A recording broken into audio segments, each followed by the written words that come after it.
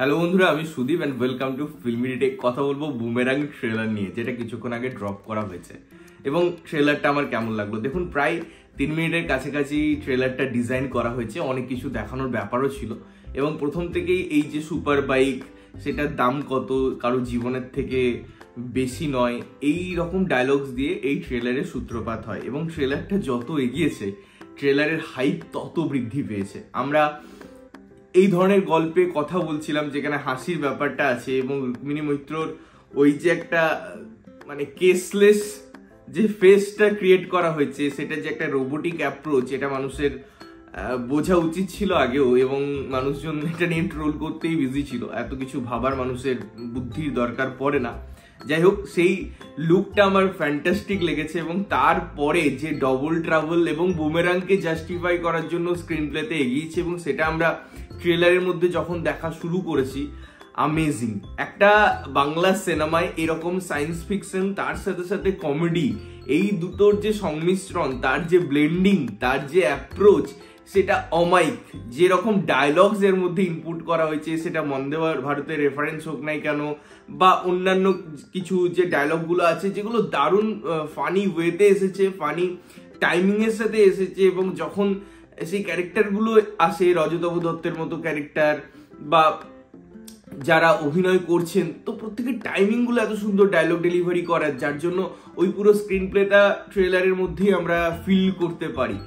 জিদ্দা অমাইক যেভাবে বলছে যে অবৈধ সন্তান সেটা ওর বাবাই জানবে, তো জিদ্দার মধ্যে ওই ফিলটা আছে, ওই ফ্যাক্টরটা কাজ করে, ওই যে একটা স্টার একজন অভিনেতা বাংলা থেকে কাজ করছে, এই ব্যাপারটা কাজ করে। তার জন্য তার স্ক্রিন প্রেজেন্সটা না পুরো জিনিসটাকে একটা লিফট আপ করতে হেল্প করে। এবং রুক্মিণী মৈত্র অমাইক, তার দুটো রোলেই সে যেভাবে দাপিয়ে বেরিয়েছে, সে যেভাবে কার্নিসে হেঁটেছে, এবং পুরো জিনিসটাকে যেভাবে সে দেখিয়েছে, চার্জিং ব্যাপার। সৌরভ দাস ইনফ্যাক্ট খুব ভালো লাগছে তাকে পুরো জার্নিটাই অ্যাজ এ সাপোর্টিং কাস্ট। তো আমার ব্যাপক লেগেছে। এবং মিউজিক, ব্যাকগ্রাউন্ড মিউজিক কিন্তু যেভাবে ফানি অ্যাটমসফিয়ারটাকে সুন্দরভাবে ইনহ্যান্স করে, তার মিউজিকের মধ্যেও যে ডেপথটা ওয়ার্ক করছে, যেটা পুরো ট্রেলারটাকে এগোতে হেল্প করছে, সেটা দারুণ। এবং এই ট্রেলারের মধ্যে আপনি যদি যে শাহিদ কাপুরের সিনেমাটার কথা এসেছিল, সেটা থেকে বুঝতে পারবেন যে টেকনিক্যালি অনেক ডিফারেন্ট আছে। হ্যাঁ, কিছু কিছু ব্যাপার আছে, যেমন ওখানেও মেয়েরা হাসতো, এখানেও রুক্মিণী এরকম ডায়লগস বা জোকসের পরে হাসছে, এরকম ছোটখাটো সাদৃশ্য আছে। একদম নেই আমি সেটা বলবো না, তাহলে সেটা ভুল বলা হবে, কিন্তু পুরোপুরি যে গল্পটা একই রকম সেরকম নয়। এবং সব থেকে বেশি যখন হাইপ পায় এই গল্পে, একটা জিনিস ভাঙছে এবং একটা জিনিস গড়ছে। অর্থাৎ এই যে সুপারম্যান কেন নেই, স্পাইডারম্যান কেন নেই, তারপরে যে জিতের লুকটা ক্যারি করেছে এবং যেভাবে সিনটা ইন্ট্রোডিউস হয়েছে ট্রেলারের মধ্যে, সেটা দারুণ। এবং যেহেতু গল্পের মধ্যে বোঝা যাচ্ছে অনেকগুলো লেয়ার আছে, একদিকে যেমন রিসার্চের একটা লেয়ার থাকবে, তার একটা গার্লফ্রেন্ড বিয়ে সংক্রান্ত ব্যাপার থাকবে, একটা ফ্যামিলি ড্রামা থাকবে, তারপরে একটা হিরোইজম বা হিরোইক একটা ব্যাপার থাকবে। তো অনেকগুলো লেয়ার তার ট্রেলারের মধ্যেও পুট করার চেষ্টা করেছে, যেটা ভালো। যদিও এটা আমার মনে হয় লাস্টের ব্যাপারটা রাখা যেতে পারতো সারপ্রাইজ, একদম সিনেমায় গিয়ে আমরা দেখতাম, সেটাও মন্দ হতো না।